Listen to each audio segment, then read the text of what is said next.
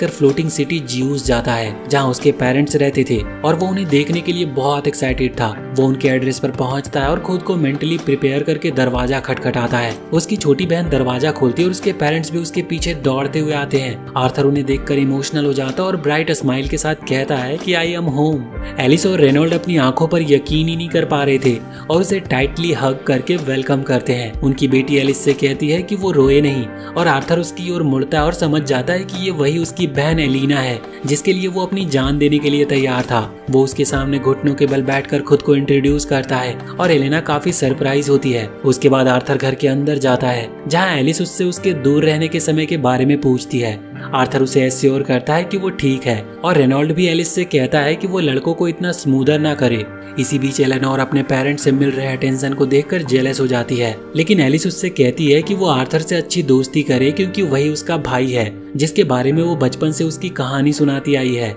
Arthur कहता है कि वो भी उससे बहुत पहले से मिलना चाहता था और तभी बेबी ड्रैगन सिल्विया अचानक उसकी गोद में कूद जाती है। सब कुछ शांत होने के बाद आर्थर अपने पेरेंट्स को पूरी डिटेल में बताता है कि उसके उनसे बिछड़ने के बाद क्या क्या हुआ, लेकिन वो सिल्विया के बारे में कुछ भी नहीं बताता क्योंकि उसे नहीं पता कि वो कैसे रिएक्ट करेंगे और बस यही कहता है कि उसे एक मानव बीस्ट मिला जिसकी माँ बहुत वीक थी, इसीलिए उसने उसे अडॉप्ट कर लिया। उसके पेरेंट्स उस पर यकीन कर लेते हैं और बस इस बात से खुश होते हैं कि वो जिंदा है। अचानक रेनॉल्ड उससे पूछता है कि उसका माना अब किस स्टेज पर है, लेकिन एलिस उसे डांट देती है कि अभी उनका बेटा घर वापस आया है और वो ऐसे सवाल अभी ना पूछे। आर्थर पहले उससे उसके करंट जॉब के बारे में पूछता है तो रेनॉल्ड प्राउडली बताता है कि वो फेमस ऑक्शन हाउस में सिक्योरिटी इंस्ट्रक्टर है। फिर रेनॉल्ड बताता है कि उसका माना तो 2 साल पहले डार्क ऑरेंज स्टेज में पहुंच गया था जो पावर स्केल के बीच में आता है। आर्थर इम्प्रेस होता है और सोचता है कि उसके पापा ने वहां तक पहुंचने के लिए काफी मेहनत की होगी, लेकिन वो खुद अब लाइट रेड स्टेज पर है जो कि डार्क ऑरेंज से बस एक लेवल नीचे है।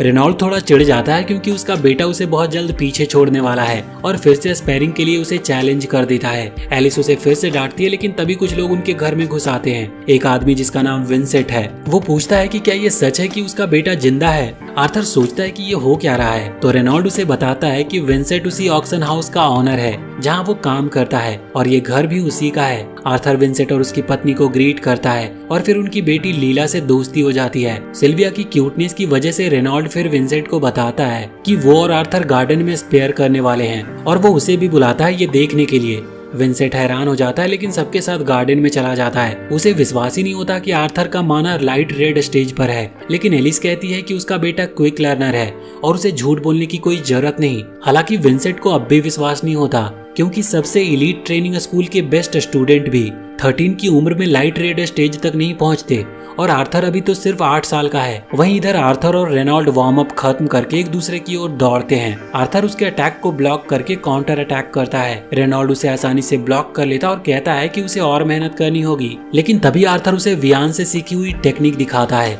और वो रेनॉल्ड को पीछे धकेल देता है जिससे रेनॉल्ड काफी इम्प्रेस्ड होता है, लेकिन वो कहता है कि अब उसे कोई और मौका नहीं मिलेगा क्योंकि अब वो सीरियस हो रहा है। वो अपनी माना को अपनी मुट्ठी में कंसंट्रेट करता है और वो फायर में बदल जाती है जो आर्थर के लिए चौंकाने वाला था। वो जानता है कि इस वर्ल्ड में हर माना यूजर एक पर्टिकुलर एलिमेंट के साथ पैदा होता है। कॉन्जरर्स के लिए एलिमेंट को पहचानना और इस्तेमाल करना आसान होता है, लेकिन ऑगमेंटर्स के लिए वो काफी प्रैक्टिस और इंसाइट मांगती है। रेनॉल्ड अपनी पूरी बॉडी को फ्लेम माना से कवर कर लेता है और वो आर्थर की ओर चार्ज करता है। आर्थर केवल उसके अटैक को ब्लॉक कर पाता है। उसे याद आता है कि उसके पास पिछले जन्म में काई नाम की एक पावर थी जो बेसिकली माना जैसी ही थी, लेकिन काई मास्टर्स अपने एलिमेंट को खुद ही डिसाइड कर सकते थे। आर्थर सोचता है कि जीवन में उसका कोई पार्टिकुलर एलिमेंट नहीं है, इसका मतलब है कि वो सभी एलिमेंट का उपयोग कर सकता है। अपने दोनों पास्ट और करंट लाइफ की ट्रेनिंग के कारण उसे यकीन है कि वो रेनॉल्ड को हरा सकता है। वो अपनी मुट्ठियों में माना जमा करता और गोल्डन लाइट से चमकने लगती है जिससे सभी हैरान हो जाते हैं। आर्थर रेनॉल्ड की ओर दौड़ता और उसके फ्लेमिंग फिस्ट को अपनी गोल्डन ऑरा से ब्लॉक करता है। उनका कॉलिजन एक जबरदस्त शॉक वेव पैदा करती है जो दोनों को पीछे धकेल देता है, जिसके बाद रेनॉल्ड और भी एग्रेसिव हो गया था और वो उसे जोरदार पंच मारता है। आर्थर फिर से उसकी ओर दौड़ता और उसे वियान की ट्रेनिंग याद आती है जिसने उसकी काई मास्टरी को इम्प्रूव किया था। उसने फायर एलिमेंट को बहुत जल्दी मास्टर कर लिया था और उसी वजह से ओल्ड एल्फ ने उसे एक स्टेप आगे बढ़ाया था। अब जब आर्थर अपनी ट्रेनिंग को याद करता है वो फिर गोल्डन ऑरा रिलीज करता और फिर उसे लाइटनिंग में ट्रांसफॉर्म कर देता है। उसके शरीर से निकलती लाइटनिंग बोल्ट घास में आग लगा देती है और रेनॉल्ड बस उसे डम फाउंडेड होकर देखता रह जाता है क्योंकि आर्थर ने फायर मैजिक की हायर फॉर्म को मास्टर कर लिया था आर्थर कहता है कि अभी हैरान होने की जरूरत नहीं, उसके पास और भी बहुत कुछ है। वो अचानक वाटर मैजिक का इस्तेमाल करता और फाउंटेन का पानी मैनिपुलेट करके रेनॉल्ड पर हमला करता है। सब लोग हैरान थे कि वो एक साथ दो तरह की मैजिक का उपयोग कर रहा है और रेनॉल्ड बड़ी मुश्किल से अपने पीछे से आने वाले वाटर अटैक को डॉज कर पाता है। इसके बाद आर्थर अपने अटैक कैंसिल कर देता है और रेनॉल्ड उसे तुरंत गले लगा लेता है। वो कहता है कि उसे उस पर बहुत गर्व है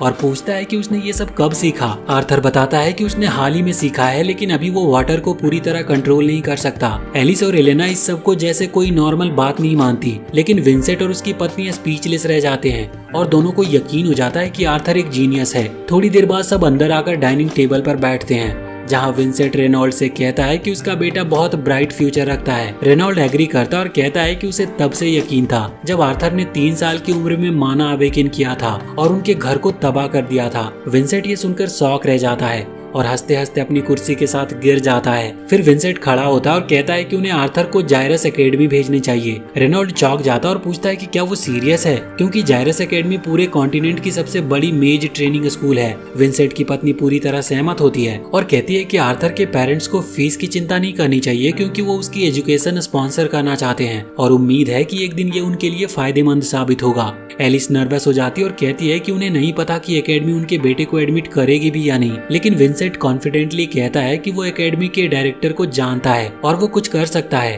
तभी आर्थर बोल उठता है क्योंकि ये मामला उससे जुड़ा है, इसीलिए उसे भी इसमें कुछ कहने का हक है। वो कहता है कि अभी अभी उसने अपने परिवार से मिलना शुरू किया है और वो इतनी जल्दी उनसे दूर नहीं जाना चाहता। विंसेंट उसकी बात को भी समझता है और यहाँ पर आर्थर थकान का बहाना बनाकर अंदर चला जाता है। लिलिया उसका पीछा करती है क्योंकि वो उसकी पावर देखकर उस पर फिदा हो चुकी थी। वो कहती है कि वो गलत डायरेक्शन में जा रहा है और वो उसे एक बेटर जगह ले जाने का वादा करती है। वो उसे बेसमेंट के किचन में ले जाती है, जहाँ वो सर्वेंट से चेयरफुल तरीके से बात करती है और उनसे उनके लिए कुछ डिलीशियस मीट डिशेस तैयार करने को कहती है। एक बूढ़ी मेड उसे टोकती है कि वो अपना डाइट देखे, क्योंकि उसने हाल ही में थोड़ा वेट गेन किया था और लिलिया स्नैप करके उससे कहती है कि वो उसके वेट के बारे में बात ना करे। आर्थर इस तरह की लिलिया को देखकर हैरान रह जाता है, क्योंकि अब तक वो ज्यादा बोलती नहीं थी। तभी एक नौकरानी उससे कहती है कि लिलिया हमेशा तनाव में होने पर यहाँ आकर खाना खाती है। आर्थर इस बात को जानने के लिए काफी एक्साइटेड होता है और नौकरानी बताती है कि लिलिया और उसके माता पिता चाहते हैं कि वो एक मेज के रूप में जागृत हो और ये उसके ऊपर बहुत बड़ा बोझ है।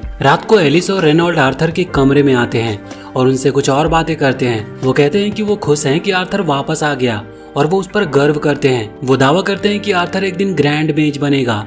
आर्थर कुछ कहना चाहता है, लेकिन वो बीच में ही बोलकर कहते हैं कि बाकी की बातें वो कल करेंगे। इसके बाद वो उसे गुड नाइट कहते हैं और उसे सोने देते हैं। अगली सुबह आर्थर उठते ही हॉल की तरफ दौड़ता है, क्योंकि कुछ पुराने दोस्त उससे मिलने आए थे। वो उसके माता पिता के पार्टी मेंबर्स थे और वो बहुत खुश होते हैं कि आर्थर वापस आ गया। एंजेला आर्थर को इतना कसकर गले लगाती है कि वो सांस तक नहीं ले पाता।